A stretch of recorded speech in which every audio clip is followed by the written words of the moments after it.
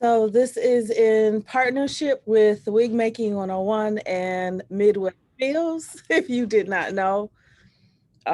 My name is Nekia, because I know we got some people in here who are not a part of either of the entities that are interested in mastectomy boutique and becoming a mastectomy fitter. So my name is Nekia. I am one of the instructors and the creator and founder of Wig Making 101. I'm also a YouTube influencer and social media marketer. And I wanted to introduce to you guys Heather, which most of you have probably seen her before if you're part of Wig Making 101. She is our medical biller and coding for non-traditional DME services or service providers. And she's the owner and creator and founder of Midwest Bills. So I am going to hand it over to Heather because she's really excited to tell you her part, and then I'll be able to bring in my part from there. Go ahead. All right. Good evening, everyone. Thank you so much, Nekia, for the introduction. I see we still have some people going in. What I'll do is go ahead and start sharing my screen. I want to thank everyone for joining us. We have some really great information to share with you all, and we hope that it will be beneficial to you. All right. So I'll get started again. As you can see, this is Midwest Bills. My name is Heather Long. I am the owner, as Nekia mentioned, and Midwest Bills and Wig Making 101. We are partnering to offer this information for you all. And this is the Mastectomy Fitter course informational, okay? Presented by Midwest Bills, Wig Making 101. Okay. So what is a mastectomy fitter? Let's get right into it. So a mastectomy fitter fits and delivers external breast prostheses, custom breast prostheses, mastectomy garments, lymphedema garments, and other breast care products to treat physiological asymmetry as a result of mastectomy, trauma, or congenital defects. Mastectomy fitters work directly with patients to assess their needs, formulate a treatment plan, and provide follow-up care to ensure successful outcomes. They may work in settings such as retail outlets, patient care facilities, mastectomy boutiques, and cancer care centers, okay? So just for everyone who's just coming in, we are getting right into our course informational for mastectomy fitter. And this is what a mastectomy fitter does. So the course, what we're going over is a overview of everything that is included in the course for becoming a mastectomy fitter, okay? So one of the elements of the course is the medical terminology, and you must know some medical terminology when you're working with mastectomy patients, okay? You don't have to know everything, but you're going to have to know those terms when it comes to the breast portion of the body and different things that have to do with that area, okay? So let's get into it. All right, so some of the things here, I'm sorry, okay. All right, I thought I was missing something. I'm sorry, everyone. Okay, going back to the terminology. Let me just get back into that. So some of the terminology includes what the breast is, what mastectomy means, and mastectomy is dealing with the portion when a woman or a man has cancer of the breast. That is concerning that term, mastectomy, okay? And so that is one of the terms that we're talking about this evening, okay? So this is just an overview again. I don't want to get myself confused here. So part of the process and the course is writing proper SOAP notes, okay? As you can see here, SOAP is an acronym that stands for subjective, objective, assessment, and plan, Okay, so if you ever notice when you're in the doctor's office and you're in there for whatever's going wrong with you, and so they ask you what is going on, you know, what's wrong with you. So that's the subjective part. That's the chief complaint, history of present illness, history, review of systems, current medications, allergies. That is that portion, okay? And the next portion is the objective part. That is vital signs, physical exam findings, laboratory data, imaging results, blood tests, urine tests, all those things that they can see what, you know, whatever you're complaining about, how can they help you through this process? And then there's the assessment part. What is the problem? Trying to figure out the problem, differential diagnosis. And then you have a plan, which details the need for additional testing and consultation. So why are we talking about this? Well, mastectomy fitters in their profession, they have to find this information out about their clients.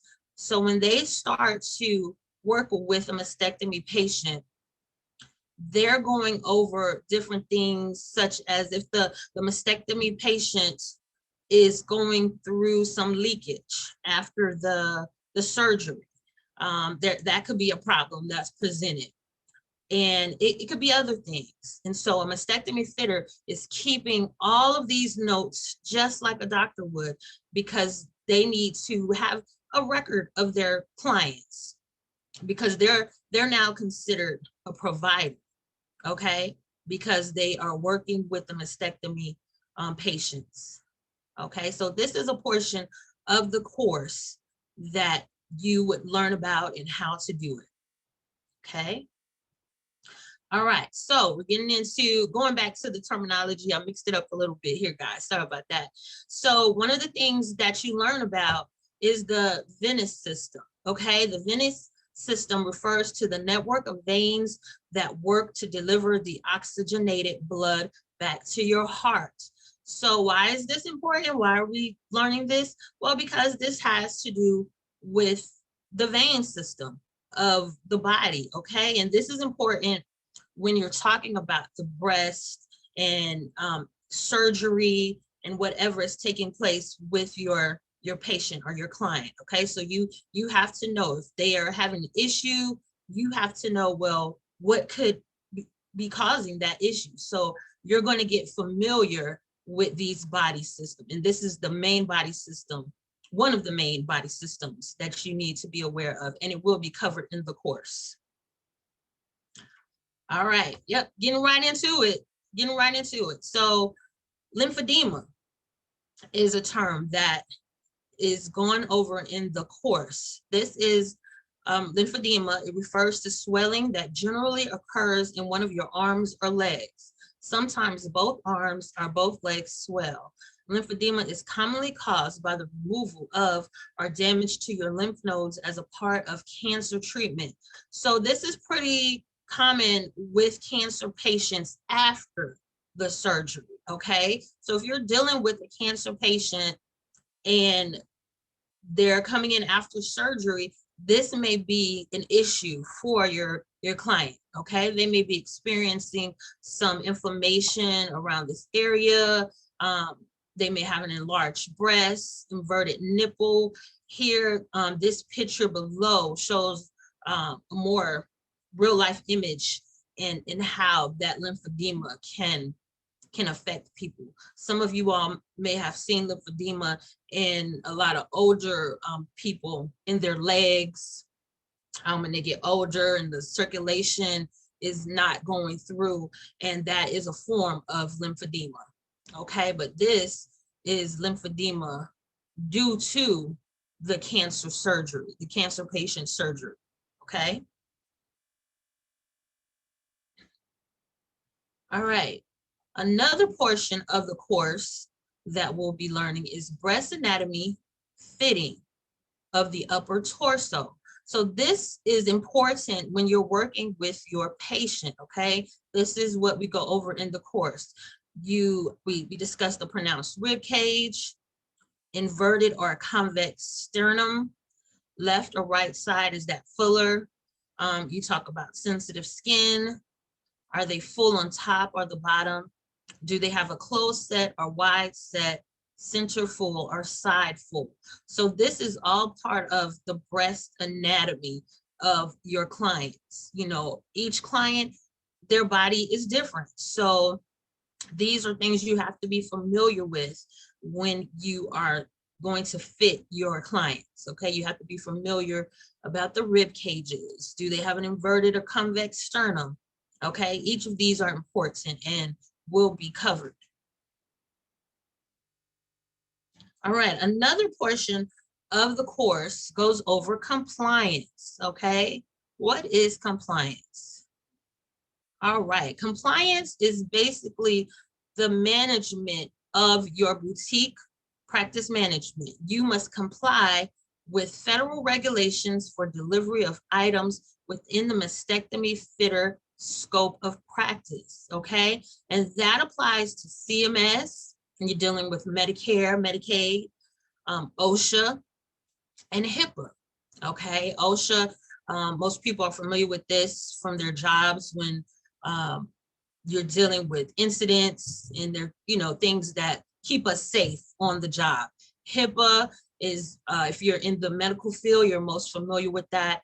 That is the protection of your medical records and the privacy of medical records, okay? So that's concerning that. And as a mastectomy fitter, you must comply with the regulations in order to have your business. You must stay up on all of the information and the laws when it comes to this part, okay?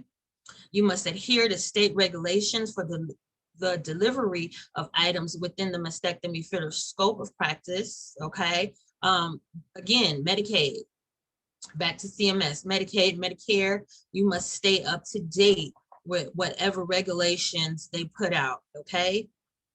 You must comply with policies and procedures regarding universal precautions, including sterile techniques and infection control.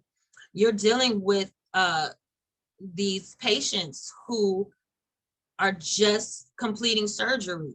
And sometimes you may have fluids from their bodies. So are you prepared? Are you complying with all the policies? Right now, everyone is familiar with PPE, okay, protection equipment. So now we know this is one part of complying with these procedures. Do you have your PPE in place? Do you have, if you have to deal with a lot of, and this, you will be dealing with it, but the boxes to hold different swabs or anything, if your clients need that. So you have to be in compliance with those things. Comply with requirements for documentation and document retention. Okay, so this is important when you're talking about records for your patients. We know that there is a big demand right now for security. And this is important when you're working with your clients, because now you are responsible for keeping their records safe. And it's just good for you to do that as a practice. So you must be able to comply with the security of those records, okay? So this is another part. And if you have any questions, you can always write those questions down in the chat room, and Nekia will monitor the chat room. So if you have a question about any section that we're going over and you don't want to wait till the end, just go ahead and put those questions and comments in the chat room. Thank you, everyone. Okay, so we talked about compliance, and we're going to go and break down one part of that. And one part of that is HIPAA.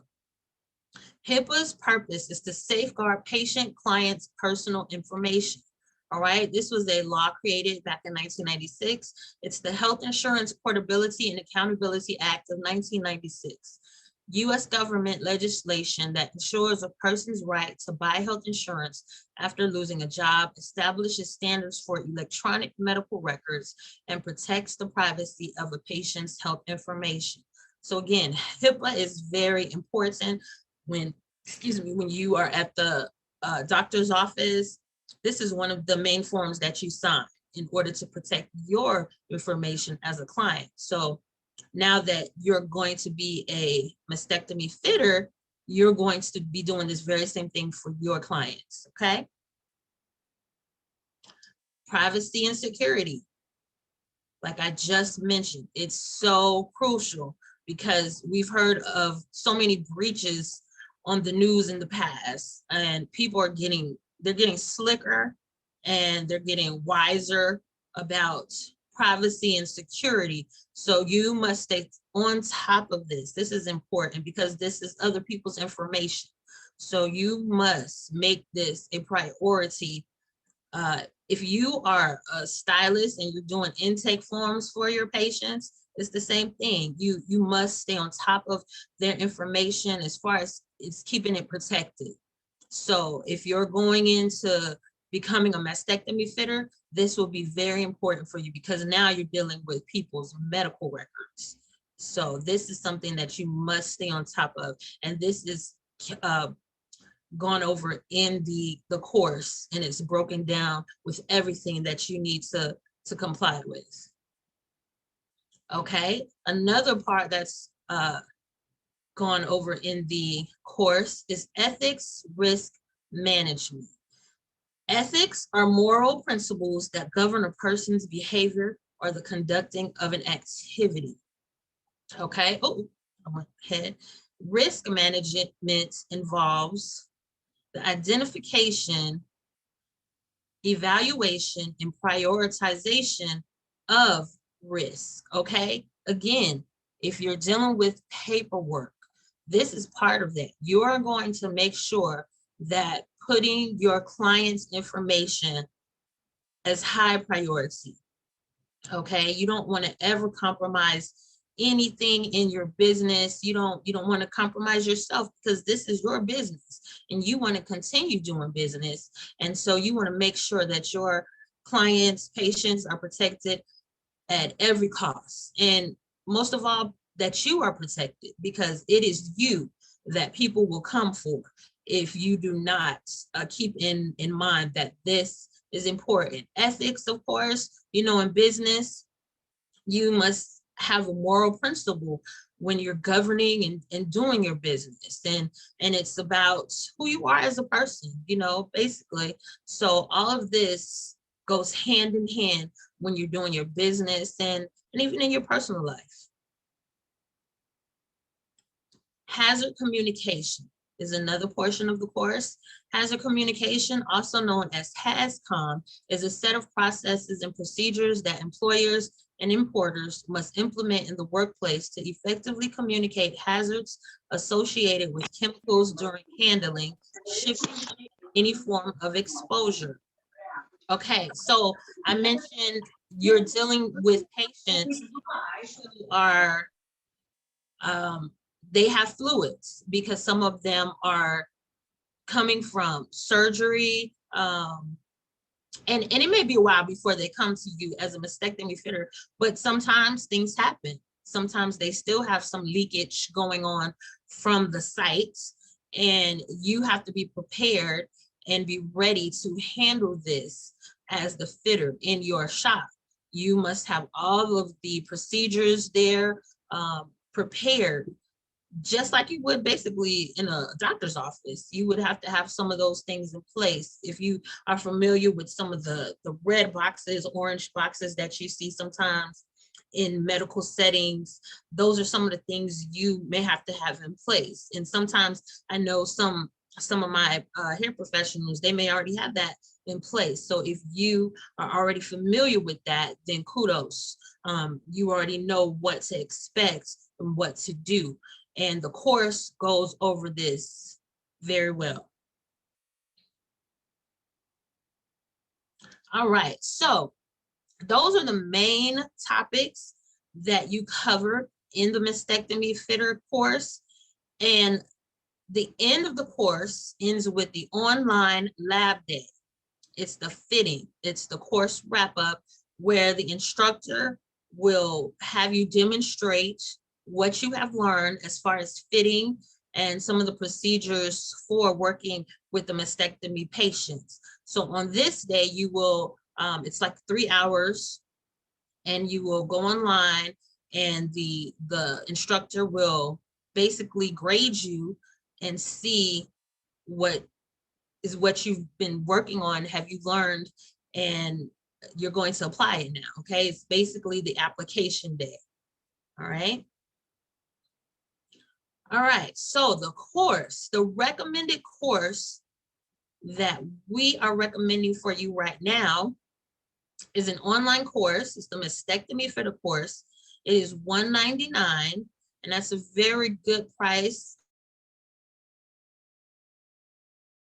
There are some other courses out there, and they're pretty good too, but this course was convenient. Basically, because of COVID, we could not, get to a lot of places in public. So this course was the best course to take, and it's very detailed. It goes into detail about what you need to do to become a mastectomy fitter. And that course is with the ompedu.com. So I'll leave that up for a moment so you all can see that. And it's a very good course to take.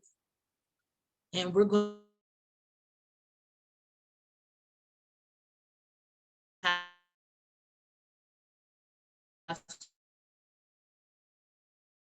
this evening with us to share their experience. It's a good course, and just give us some of the pros and cons of that course. But this is our recommended course right now.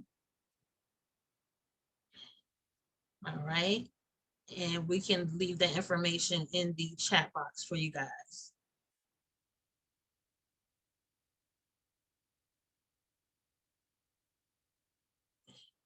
You okay, Nekia? Yeah, you were cutting in and out at first when you mentioned the this being recommended. You had cut out for a second. Oh, okay. Yes, this is the recommended course right now. For now, this is the recommended course again, and it's $199. This isn't a bad price for this course. And one more thing to mention, that they do offer the form for you to practice on. You can get that sent to you, or you can purchase it yourself. But you have that choice to get the form from them, or you can purchase it yourself. Okay. All right, so we have some deemed accreditation organizations here. This is just an example here of one of the accredited places. This is the Accreditation Commission for Healthcare, the ACHC. And I just put this up as an example of one of the things they do. And if you can see here with me, external breast prostheses, that is what we'll be dealing with as a mastectomy fitter. So this is just one of the accredited organizations, but because we want to be very specific and make it as easy as possible for you, we have chosen the ones who specialize. They specialize in a lot of areas of accreditation, but these two organizations, the BOC, which is the Board of Certification, and ABCOP, the American Board of Certification in Orthotics and Prosthetics, they are specifically, they have courses and they have the exam specifically for mastectomy fitters. Okay, so we recommend these two. So we have broken it down for you all, so you don't have to go and search. These are the two recommended accreditation agencies for that. And I'll just,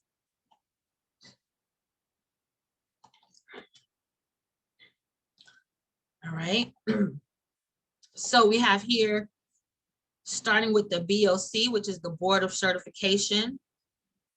All right, I have the link here for their requirements, and I'll also show that to you all at the end of the presentation. You can apply to the BOC online or paper.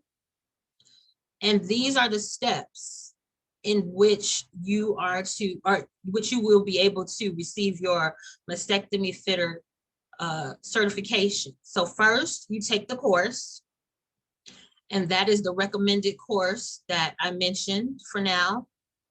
And then after you have taken and completed your course, you will get 120 hours minimum documented patient care under a professional. And of course, you always keep your records for audits. And after that, or during this process, you can work while completing accreditation. That means you can start fitting as a mastectomy fitter while you're getting these hours, because that's helping you to get the hours. Okay, so you can start right away while you're getting these hours. And 120 hours is about 3 weeks worth of work.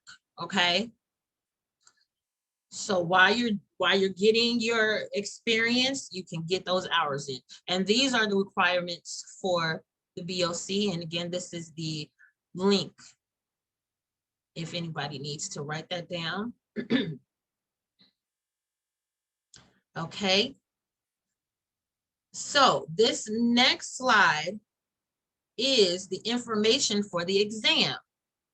Okay, so this is the exam site, the PSI exam. If you may be familiar with it, if you've taken a life insurance exam, something where you had to get one of those certifications. This is the company that you would register with to take your exam once you have completed the course. And that exam sits for 2 hours, and it's a 60 question multiple choice.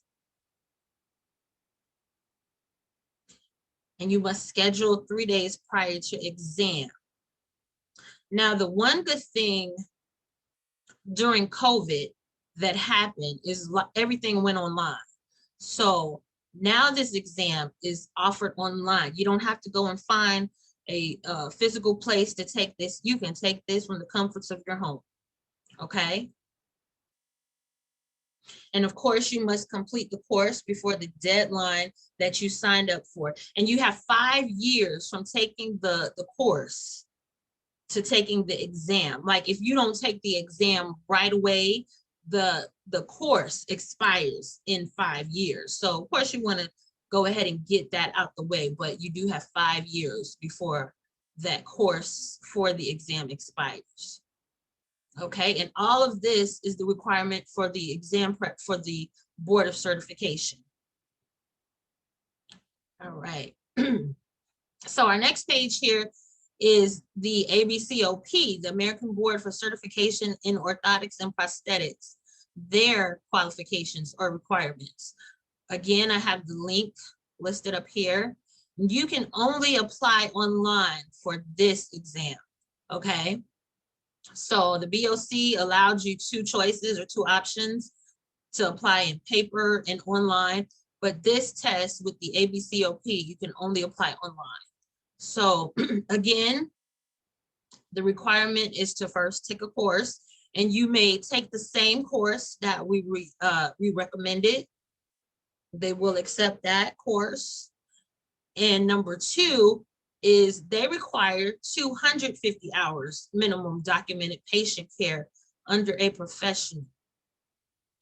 And you, again, they request or recommend keeping records for audits. And you can also work while completing accreditation. So you can work, get your experience, get your hours in all at the same time. And to sign up for this, you must sign up for the account or email docs to certification@abcop.org. You must have your high school diploma or GED or college transcripts, plus course certification and fitter attestation form, your hours plus certification in field related, license or field related for this. So ABCOP, they request a little bit more. So it's up to you in that area which agency that you want to decide to go with. All right, now for ABCOP, their exam prep is the same. You can also go to PSI exams and register, and their exam sits for 3 hours with 150 multiple choice questions. And they do every 2 months at 300 locations. So they basically have the same, it's basically the same for taking the exam with PSI. So this information, I didn't get a chance to update this, but you can take this at home as well, okay? Because it's with the same test prep place. All right, you must complete the course plus hours before the deadline, and you must acquire hours from certified individual, boutique, or retired individual. And I have some very, very good news about that. Okay. And for them, if you want to retake it, it's $150. The late fee is $75, and the annual certification fee is $50. Okay, so you do have to renew this certification annually, okay? And it's $50 for both agencies, that is. All right, so for certification and exam, things to remember: pay fees at application submission. Your exam eligibility time frame is within 4 weeks, and the course is valid for 5 years for exam qualification. Okay, so you want to make sure that you remember these things. You want to kind of keep on the schedule when you're, especially if you're trying to do it, you know, right away. If you're on that path, go ahead and get everything done as soon as possible. So I have a little news for everyone who's thinking like, oh, if you're a little bit on the fence about like, how am I going to get these hours? They're asking for 120 hours, 250 hours. Well, I recently received news from the OEP and edu.com, the school that we're working with, and they are now offering virtual shadowing. Okay, isn't that great news? So you don't have to worry about trying to find somewhere. We had clients trying to figure out like, where am I going to go? Usually you would go to a hospital or go to a boutique, and sometimes the boutiques are not, you know, near a lot of us. So, or you would go to a cancer patient center, but now the instructor is offering virtual shadowing, and you can do it from the comfort, again, from the comfort of your own home, okay? And she will demonstrate to you how to do, to fit, okay? So you can get those 120 hours, right? In your home, your bedroom, your living room, wherever you feel comfortable. So you don't have to worry about going anywhere else. So that is now being offered. Okay, and it is recommended that you do the virtual shadowing after you have completed the course. Okay, because you want to take kind of step by step. You don't want to do everything in a rush, but they are offering that. So that is great news. All right, so I've made a little, I hope everyone's following me here with my little visuals. Okay, so we are getting into the nitty-gritty of it. Okay, so for each accreditation agency, the two that we are recommending, the BOC and ABCOP, there is a price for accreditation. So BOC accreditation is $44.99.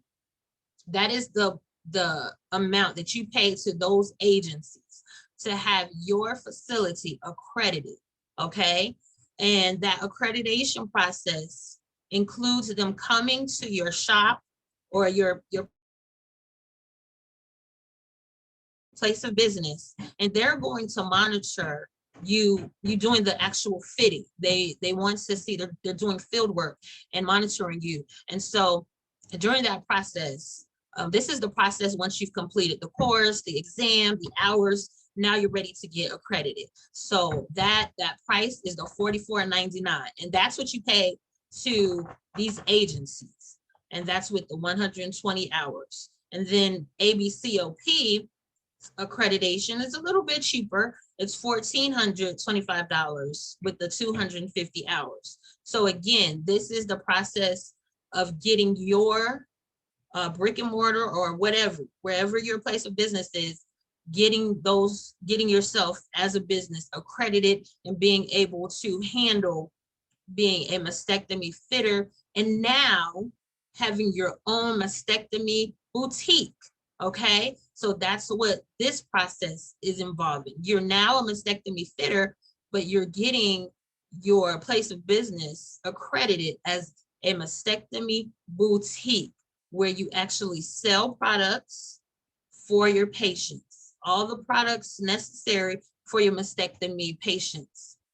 Okay, so the accreditation organizations, the AOs, are the BOC and the ABCOP, and then the Medicare supplier. This is why you have to become an accredited place or place of business, so you can now become a Medicare supplier. So once you become accredited, you are now considered a Medicare supplier of DME POS, which stands for durable medical equipment, prosthetics, orthotics, and supplies. Okay, you are able to carry the prostheses, breast prostheses. You are now able to carry and be a vendor for your patients for the different types of compression products, the bras, of course. Now, because you're a hair professional, you are able to have your wigs on display. Okay, so not only are you carrying the DME-POS supplies, you are also carrying your wigs. You're putting your medical cranioprosthesis on display.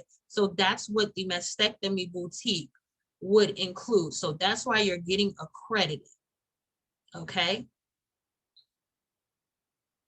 All right. Now that you are an accredited business, you're a mastectomy fitter, you have to have products. And so those products include breast prostheses, because this is what you're dealing with. You're dealing with mastectomy patients.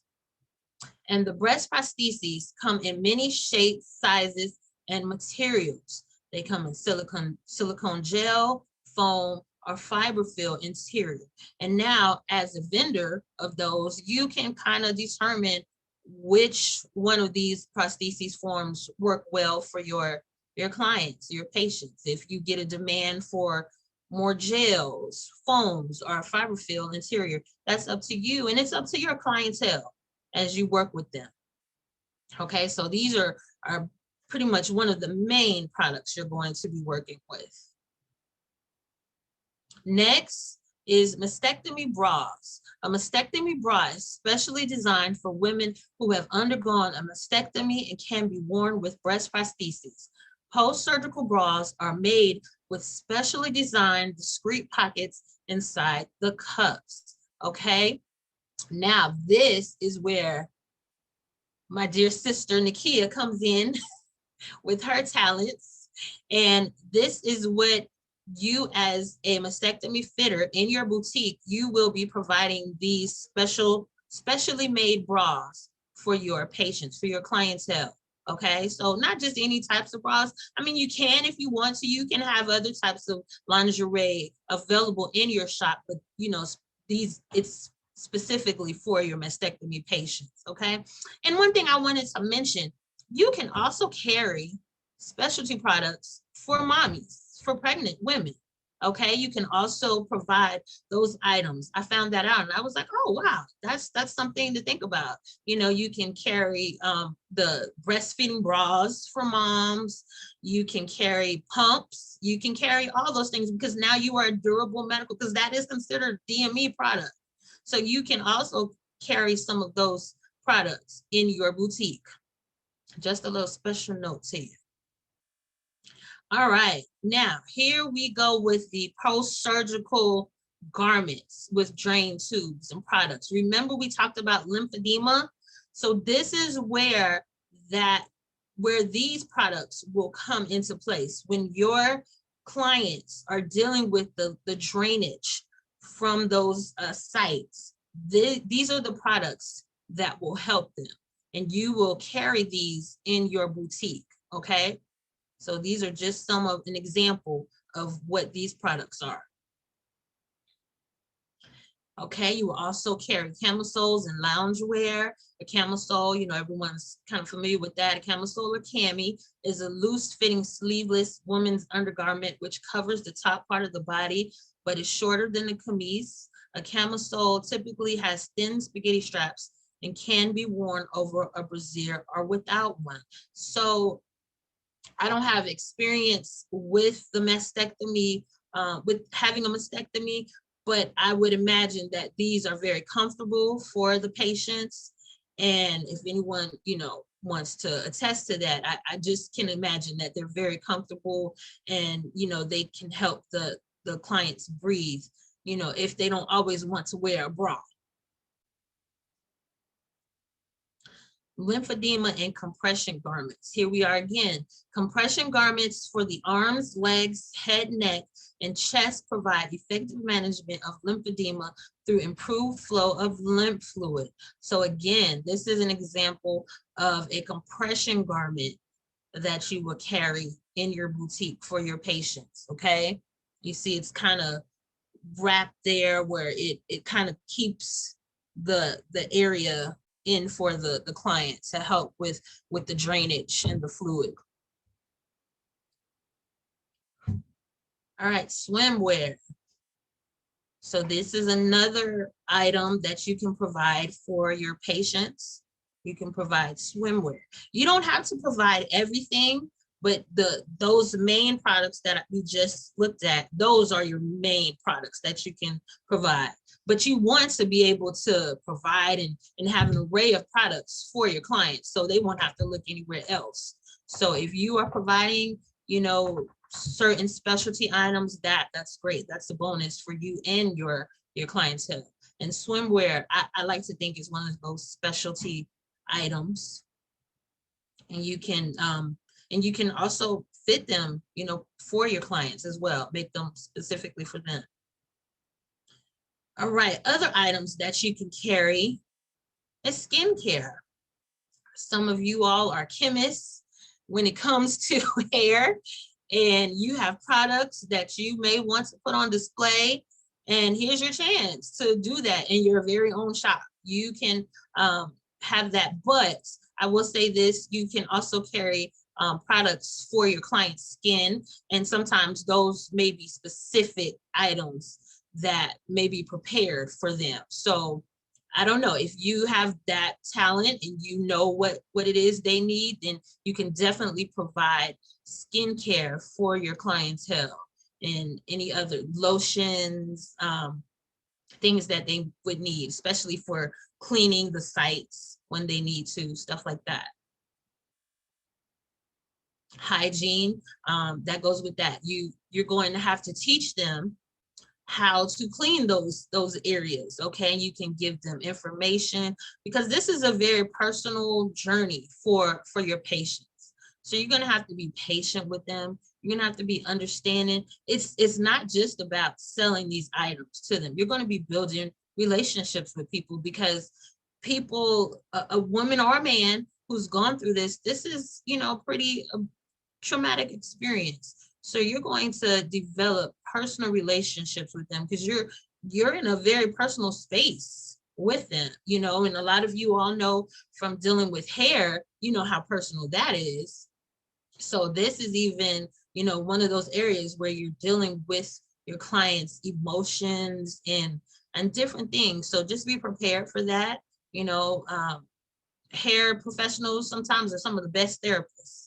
When you go into shops, you know, sometimes the hair therapist profession, I'm saying hair therapist, I didn't mean to say it, but you are, because a lot of times you're being told stuff you didn't want to hear it sometimes, but you are being told, you know, to help people, and it's therapeutic. Sometimes people just want to get things off their chest, but just keep this in mind that you can help them with this part and taking care of themselves after having surgery.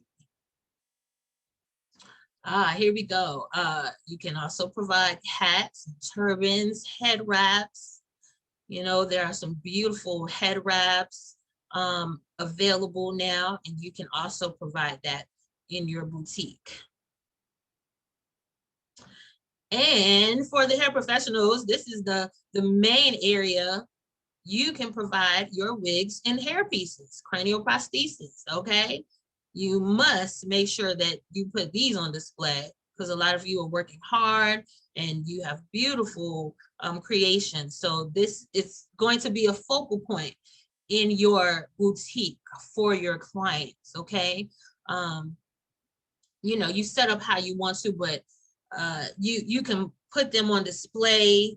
You know, you've seen in a department store where they have, you know, mannequins. You can, you know, make your own displays and have the wigs around it. I mean, the bras, the different bras that fit and everything around the wigs. And you know, you style it how you want to, but you can definitely put this on display for your clients.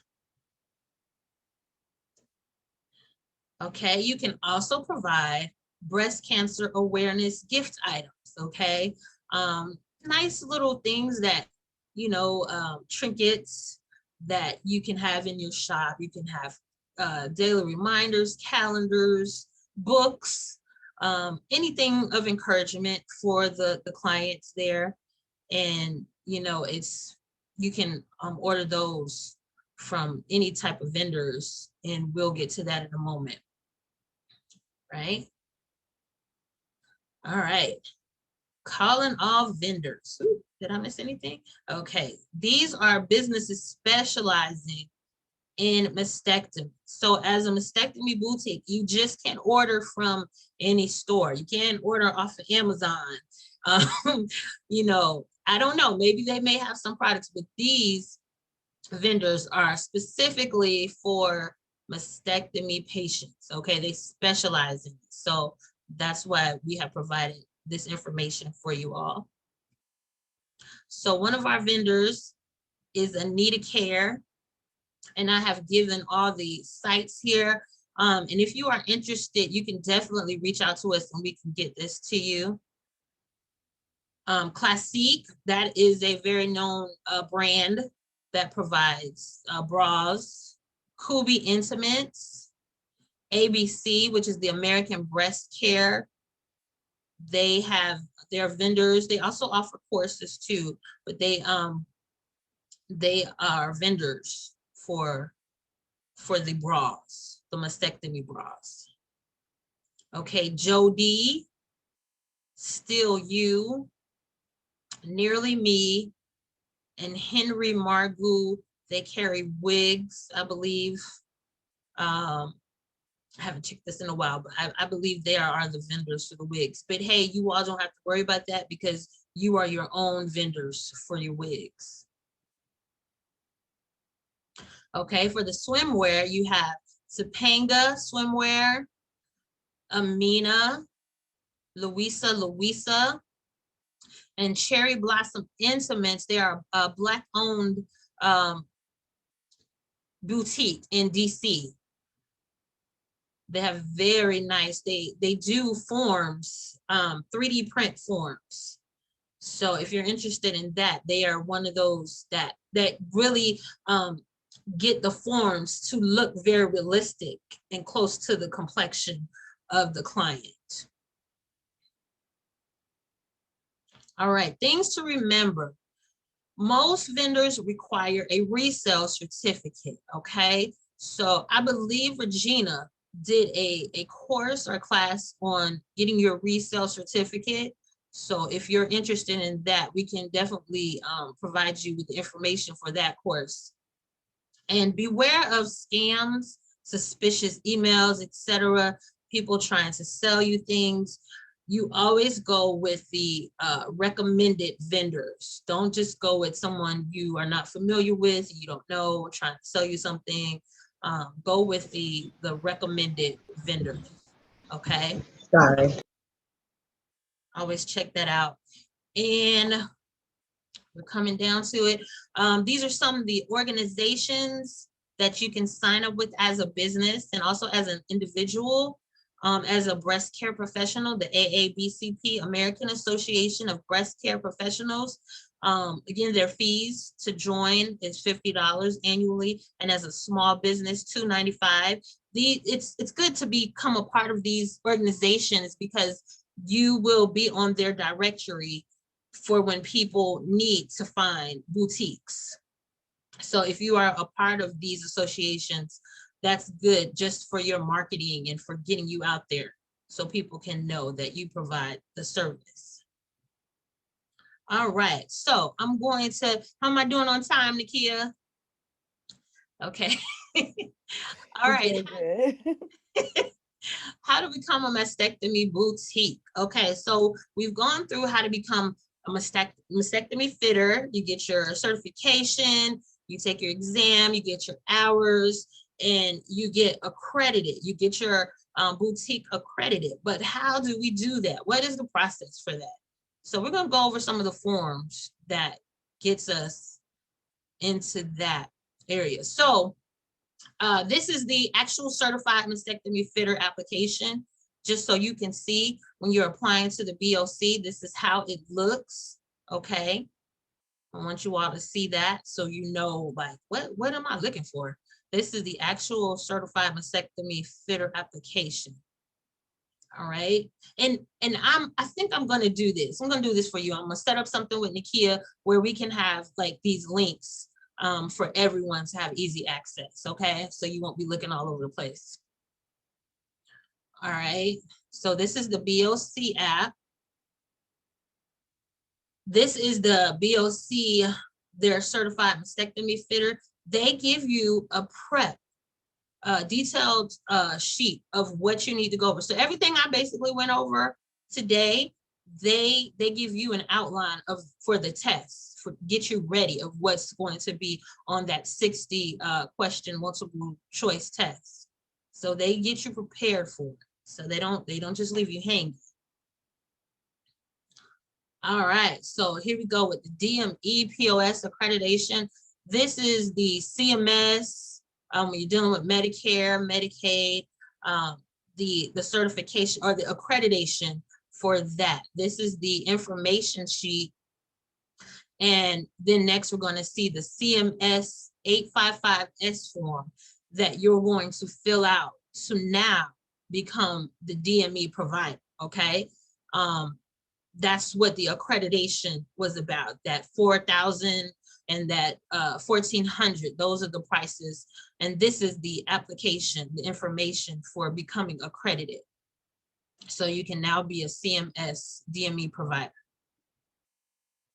All right, this is just an example of your supply standards. Again, we will have this for you all so you can know what to expect. This is supplier standards. So it's basically giving you regulations on what you need to have as a supplier, because you are now a supplier, Medicare supplier with the government. So you have to follow these standards in order to bill. It's in order to keep your billing privileges, because if you don't, then you will have to pay fines. You could possibly, have your accreditation revoked. And of course, we're not going to do that, but these are just standards that you need to know. All right, this is the ordering external breast prostheses and supplies. This is like the information list when you're working with CMS. It's a guideline for what you need to order and how you order when you're working with the breast prostheses, okay? And it gives you a breakdown for what is required from doctors, what is required, when you're working with mastectomy patients. Again, we will have this for you all. Okay, so the first one here is the ABCOP, their accreditation guide. This is their guideline for getting accredited as a facility. Okay, so again, we went over those prices, and this gives a breakdown of what you need to do in order to become accredited with them. And this is how it looks. And it gives you everything that you need to know for having a mastectomy boutique or facility. And then the next one is the BOC. These are the two recommended agencies that we're working with. And this gives you, also the guide for the requirements for having your own mastectomy boutique. Two different agencies and just each of their own requirements, okay? A boutique site survey checklist. This is what you need. These were some of the guidelines for what you need to have as a boutique, okay? You need to have administration in place. You need to have someone, if you are the main fitter, do you have other fitters in your boutique? Do you have all your compliance policies in place? We talked about that in the beginning. Is your facility, it must be separate from any other entity. Okay, that is important when you're dealing with DME now. You must have a corporate structure diagram. It's just basic things in business that you must have. Consumer services. Do you have instructions for patients related to the use of the equipment that they're buying or purchasing? Okay. Information management. Accurate accounts of the records that you're dealing with for your patients, okay? Physical facility requirements. Is your building up to par with the ADA standards? Like, do you have enough space in case you had someone with disabilities? Is there a ramp? Or is there a restroom located in your facility? Things like that. There are requirements that you need to have. So these are just the checklist if you are going to have a boutique, okay? And this just gives a definition of the practice of mastectomy fitting. A BOCCMF is an entry-level individual trained and qualified to measure, fit, dispense, and adjust external breast prostheses, bras, and related supplies. So that's the basic definition of what a mastectomy fitter is, the practice of it. All right. And so we went through everything of how to become a mastectomy fitter. And so once you go through this process, you are now a certified mastectomy fitter. Okay. And this is the CMS 855S form with Medicare. So you can become a DME supplier. This is the form that you will have to fill out. So remember this form. This form is important because you can't be a supplier if you do not fill out this form. Okay. And It's so silly. Wig making 101 and Midwest Bills, but wig making 101 as the and I'm under the umbrella of Wig Making 101. We will be offering a mastectomy fitter course in the fall. So everything that I just went over with the recommended school, that's why I kept saying the recommended school for now.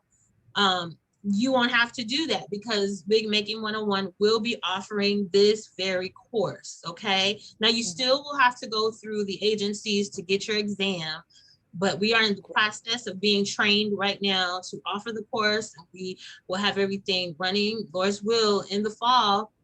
So we'll provide more information on that soon, so you'll be able to sign up. We'll be able to have our shadowing all in-house with Wig Making 101. Wig Making 1, yes. Okay. Would you like to say anything about that? And to add to that, guys, you can expand upon on your business because I know a lot of you are interested in doing a boutique. You'll have vendors that you can work with, but it's also good for you to learn how to make them yourself. So that puts you on another standard of not only are you a mastectomy fitter, but you are also are able to make custom garments for them, undergarments, swimsuits, the particular bras that they may need. You're able to make those because my background is in fashion design, apparel design, textile design, and marketing and manufacturing, and I know exactly how to teach you guys how to make them yourselves so you can add to, being a mastectomy fitter. So it adds to your boutique. So that's going to be added in the courses too. So congratulations Yay! to you guys. So that's our It's big needed. spring announcement. So we're so excited, and we were so excited to hear about that shadowing being Mhm. offered virtually. So now we'll be able to do it for you guys. So please check back with us about it. It's a great thing to do. I know everybody, you can also, you may not always have a boutique, but you can also be a mobile mastectomy fitter. That is necessary now, especially with, I guess, with COVID still going on. People may want a more intimate experience. You can go to someone's home and work with them in that manner. Okay, so yay, we're excited about that. Yes, I All am right. too. And so that brings me to the end of my presentation. I want to thank you, everyone. And I'm saying for making this groundbreaking and history making journey, and looking forward to setting future billing milestones with you. And God bless you all. And I guess we'll go to the chat to see if we have any See, questions. well, the funny thing was they were asking the questions and you answered them right after they posted it into the chat. So that was really funny. But yes, if anybody has questions, you can unmute yourself if you like. And you can talk to us. Hi, this is Sheila. Hey, Hey, Sheila. Hi, everyone. Sheila. I remember you. Okay, we're just gonna be doing the fitting part, and also from Nekia's fashion, actually making the bras for them. We're not doing the unit for the women or men. You're talking about the prosthetic, Yes, the yes, breast but piece. we Yeah. just so right. That's what I'm trying to understand. Okay, so yes, on that, as far as the prosthetic, there's a vendor for that. She mentioned who Oh, the vendor was and what they okay, do that, but I do know okay. how to, I do know enough to be dangerous to make those. So we'll be working with them on helping you guys on that as well. So we want to definitely contribute to our Black owned businesses. So what she's saying is you're a mastectomy fitter. You're helping those who have had a single or double mastectomy. You're helping them with getting the right bra and the right prosthetic that they need in order to feel themselves again. To add to that, guys, we're offering you the ability to be a designer of your own, pieces, or to add to being a mastectomy fitter. Other than just, you can be the vendor, you can find companies that make them for you. That that is a part of it, and you will be provided that information. But how nice is it that you can really customize something for your clients in that aspect to add to your boutique, because there's not enough black owned boutiques out there that assist those who have had this form of surgery. So I we're have a Okay, question. go ahead. I'm Oh, sorry. Yeah, we're trying to sorry. hear everybody. Go ahead. Go ahead. Oh, me, Star? Yes, go Okay. ahead, Star. Um, I have a question. I would like to know. So I hear you talking about a few goodies.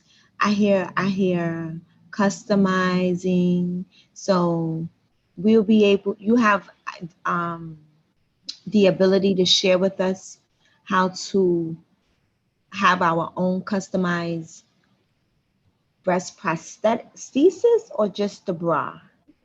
where the bras is what we're working with first, but yes to that answer too. She mentioned Because you know me. yeah. She mentioned who that vendor is, that they actually make them. Our goal is to work with them to show you guys how to make them as well. I mean, that can only expand all of our business. The actual breast The thing, actual right? prosthetic. We want to make The sure actual prosthetic. Yep, the actual breast prosthetic, yes. That's very interesting. But the bras is what's most important. Because Yes. you gotta have something to put those bad babies on. You can't just stick them on their chest. So Yes. we gotta be mindful of that. And then I have one more question. Go ahead. Will you also be teaching us how to become what you guys are getting ready to start, like how to have our own and be able to accredit others? You know me, I'm always. I know you're gonna ask a good question. So, yes, it's to help you guys to accredit others, and it's also if you have already created your own boutique. Our job here, me and Heather's job, is to get you ready, accredited, and ready for if you choose to do your own boutique. And once you choose to be your own boutique star, we'll be teaching you other stuff where you are able to help others set up their boutiques as well, or I'll say franchise. That's all I'm going to say. Okay. But yeah, Yes, you ma'am. already know the whole point. Yes, ma'am. But Okay. yeah, you should be able to do the same thing because it's a market that's not correct, Heather, not tapped into. It's like open. It's so Yes, very open. Yes, very open. And there's a few of you that are in on this live right now, and I'm not sure if you're able to speak, but you're listening to Star now. She's one who's done this. There's Kimberly, there's Chanel, there's June, Tanisha. Yes.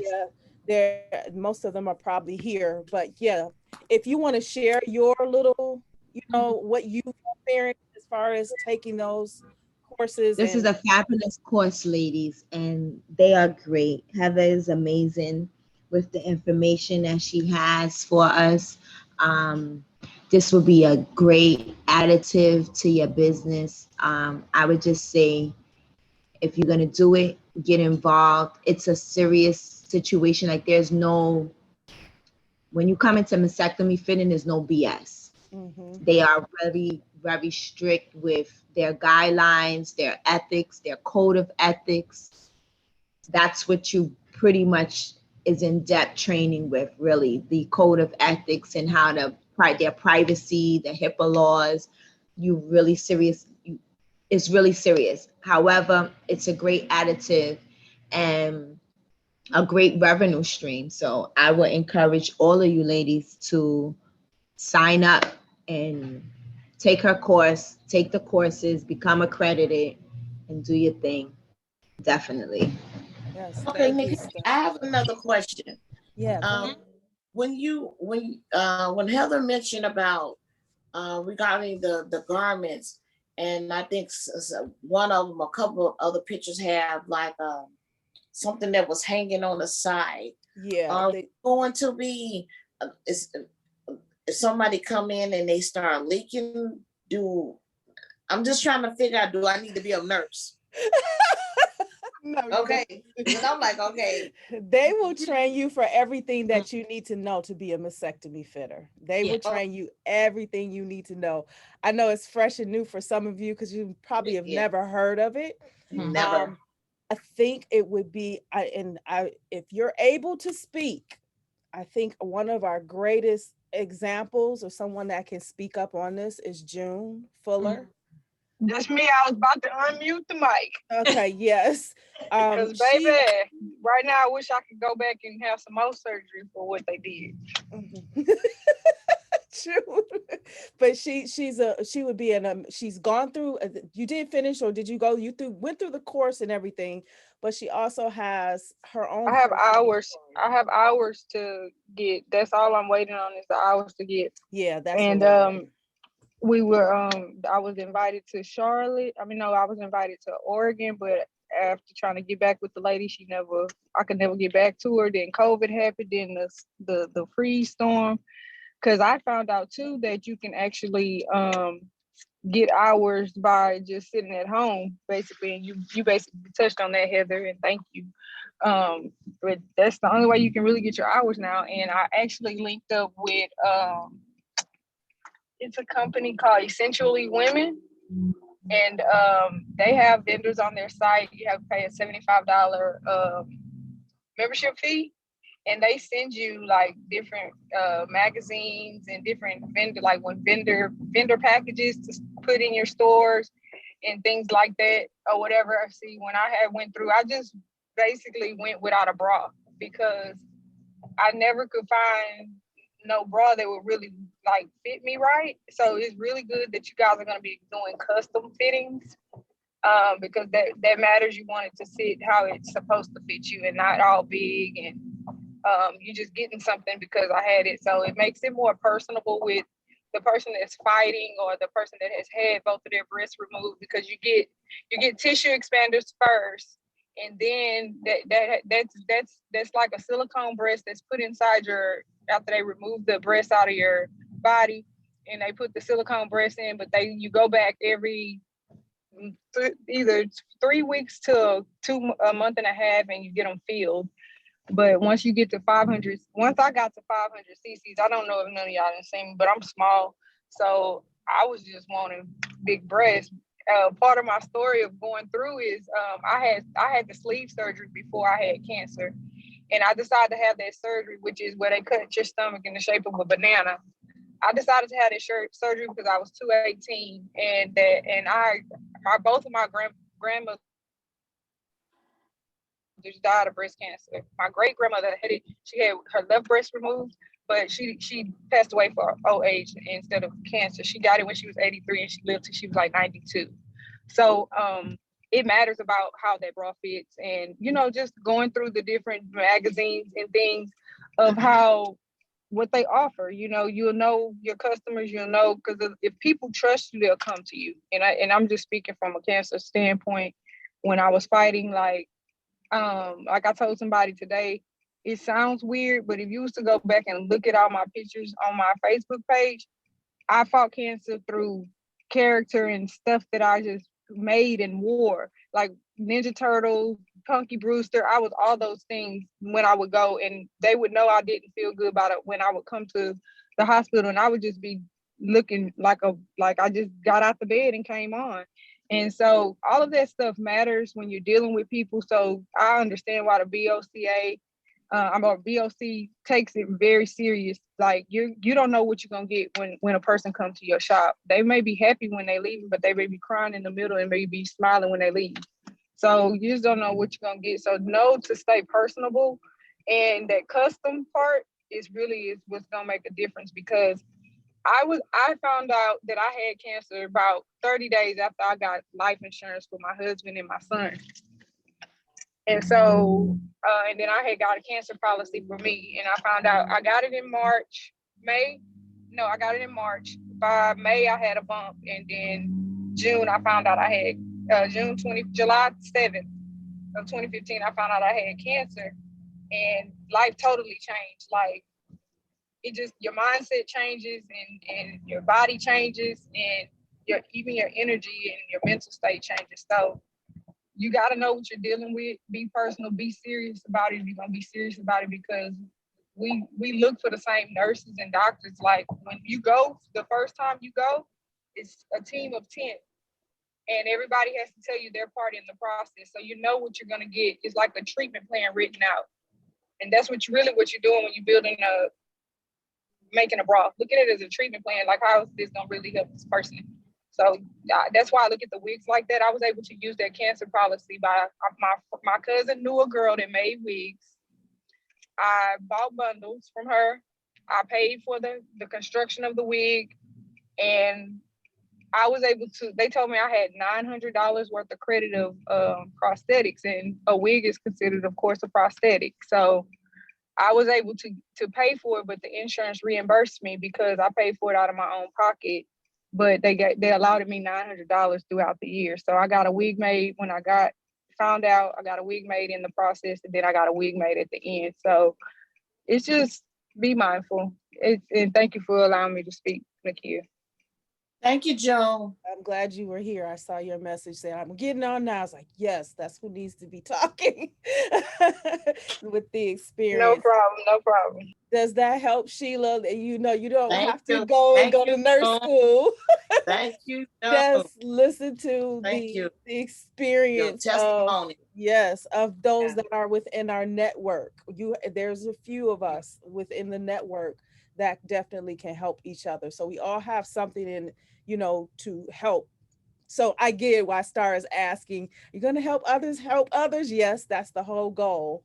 So someone asked, I'm gonna say this: if anybody is on this line and you have had a personal conversation with me on the phone, y'all know how personable it is. It's not for me. It's really seriously about the heart and what you're really trying to do. And I will put anything in your hands to help you, to tell you, to even make you laugh or motivate you. It's just like I know what it really, really feels like. someone, thank you, June. Someone asked a really good question, and June, you might answer this too, because I'm not sure. It all really depends upon the client. But Nina's asking a really good one. If someone chooses not to have reconstructive surgery, can the custom bra construction be the only thing a client uses? I would say yes, because if they choose, you said not to have reconstructive, like Yeah, they if they just choose not to, if they choose not to have implants or reconstructive surgery after a mastectomy, is it like just a custom bra for them?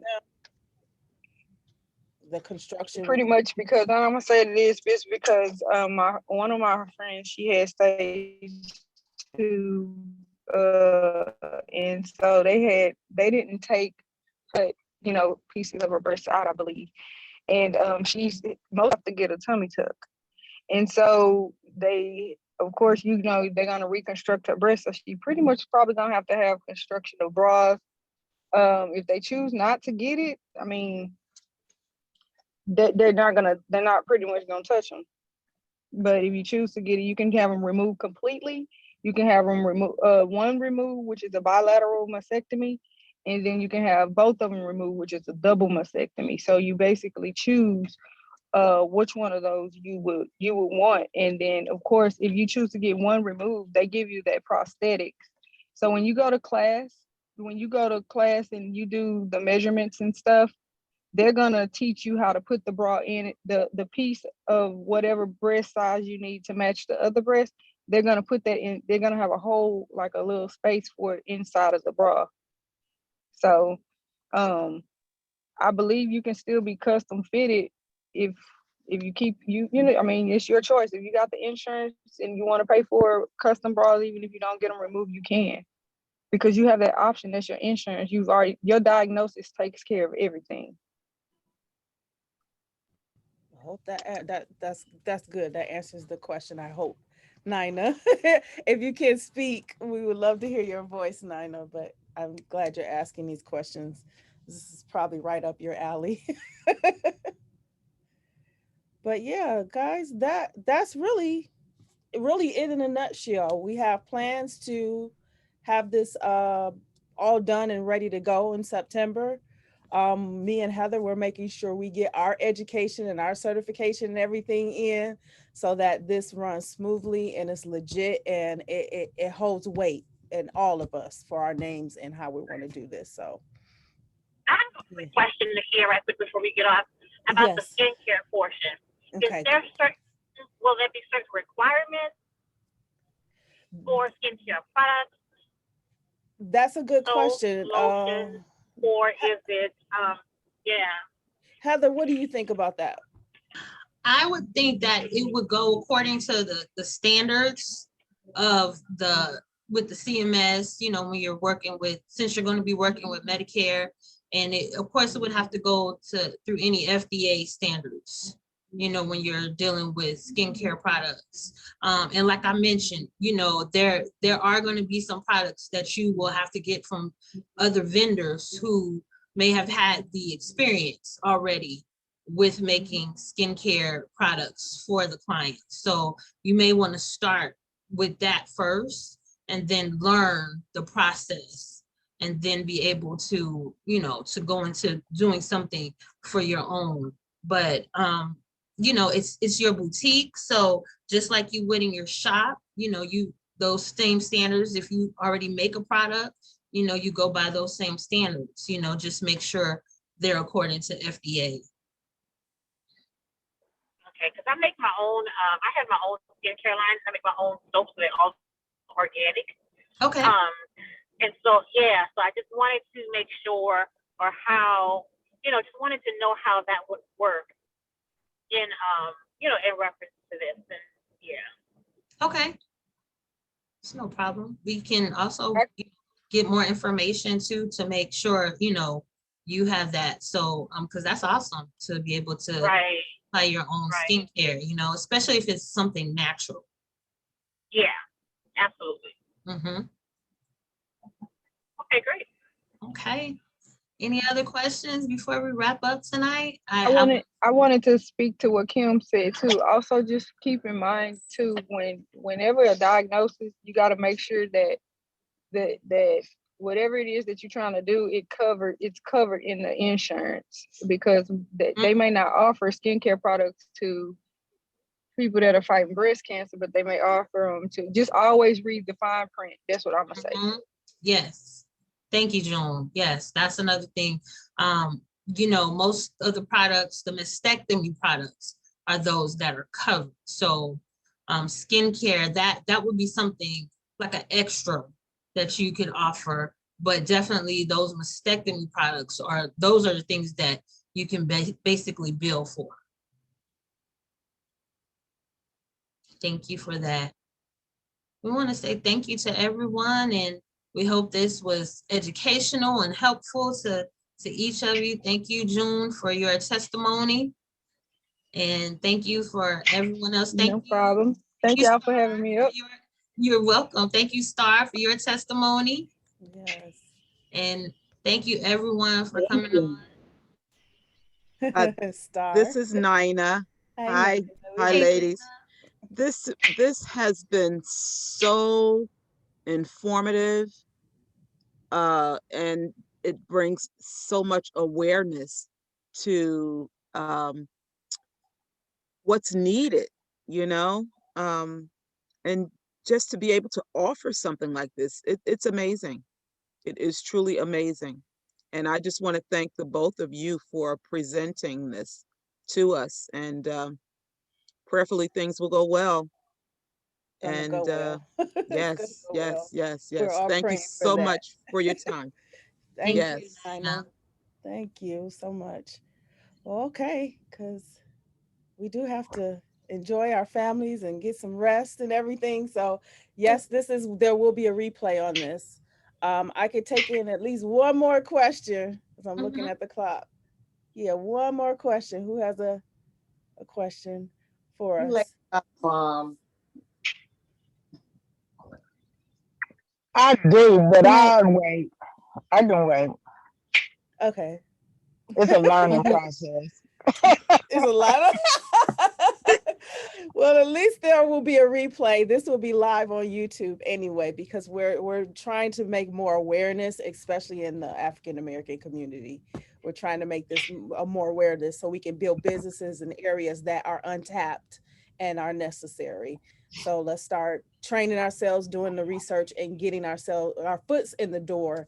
And we'll be helping you, and we'll be helping each other. How about that? That's what we'll do. Well, I'm ready. Awesome. Yay, sister. I do have a question. Okay. So I'm new. I'm looking to get some course from the school. Here I live in Canada, in Montreal. So I don't know how it really works, if it's only for US, like, because here I don't think I find this information, because it's very, it's not something that, I see here. Like, so I've been doing some research. I find, your school here.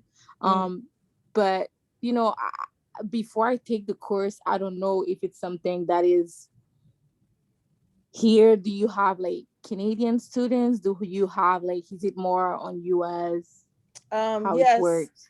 we do have Canadian students. You are one of them. Just by you opening your mouth was enough to let us know that that's an area we need to look into. But wig making 101 in general is international. So we have students that's just not in the US. We do have students in Canada, Belgium, anywhere in the UK, South Africa. So we do have students all over, I guess, the globe, if we want to say that. But for the mastectomy part of it, I know a lot of it you're hearing it US, but if you're not in the US and you don't live in the US, as long as you let us know where you are, we can work with you to find out what works in your area. And keep in mind, if you know we're working together to get that research information for you, now you can be the authority in your area for that. Right.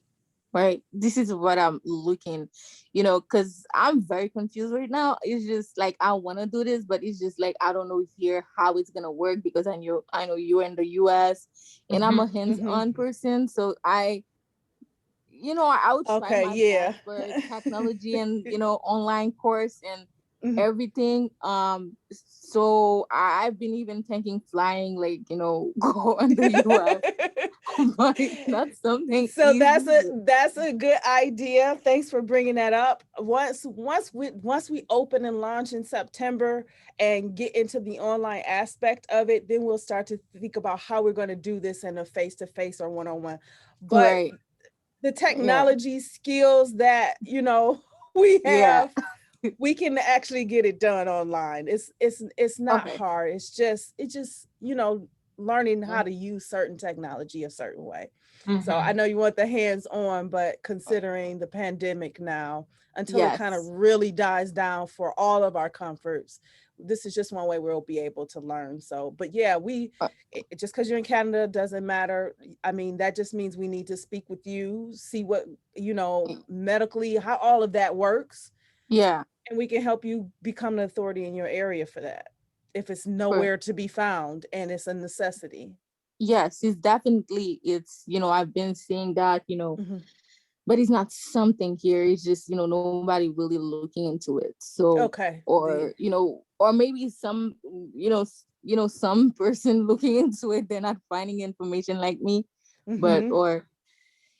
so I just wanted to ask the question because, the certification, it works international, is not only for US. International. Okay.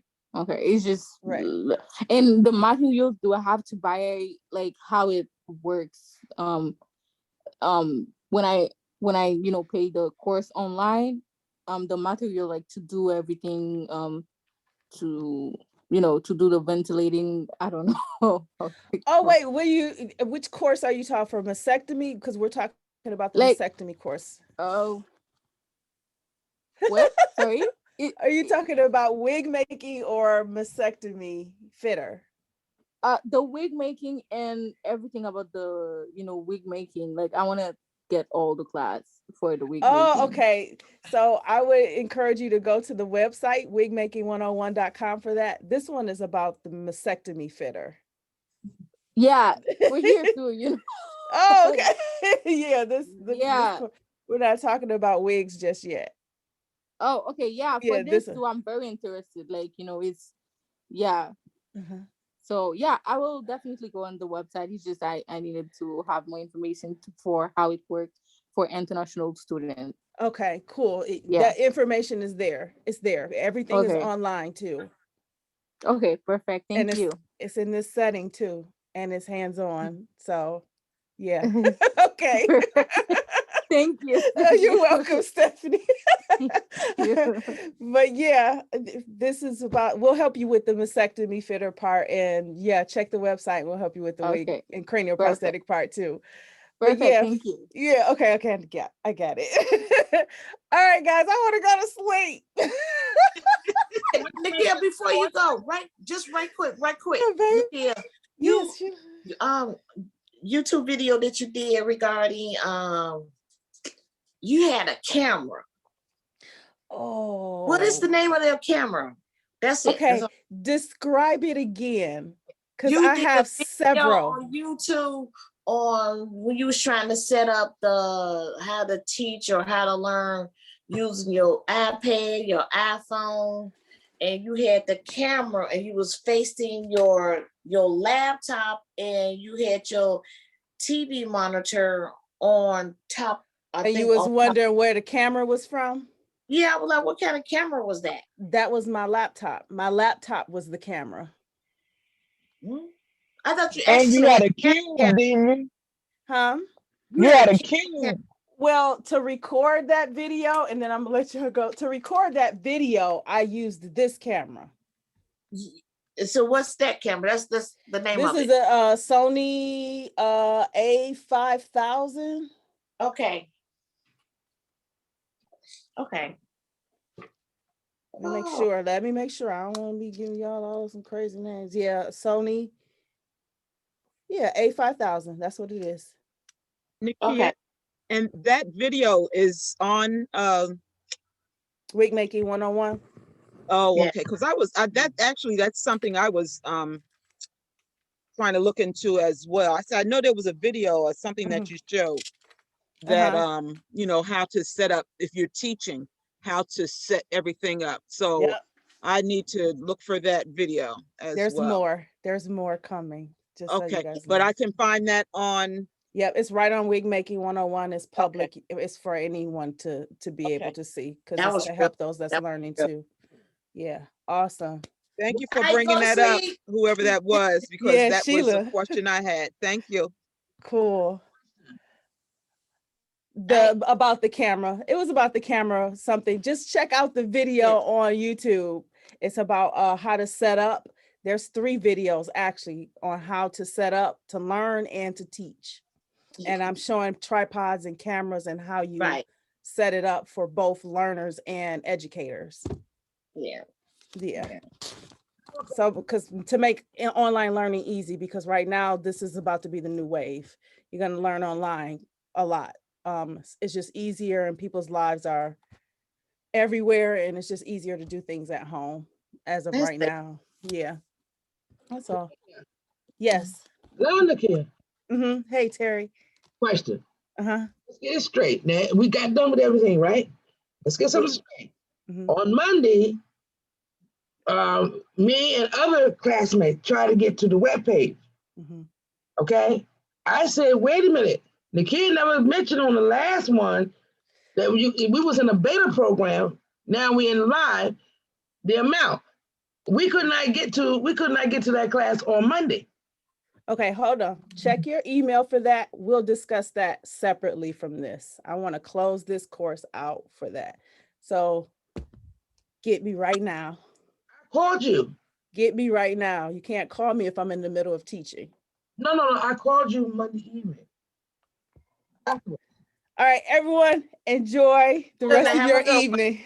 Have Bye, a good Nikia. one. Bye. Oh, Lord. Bye.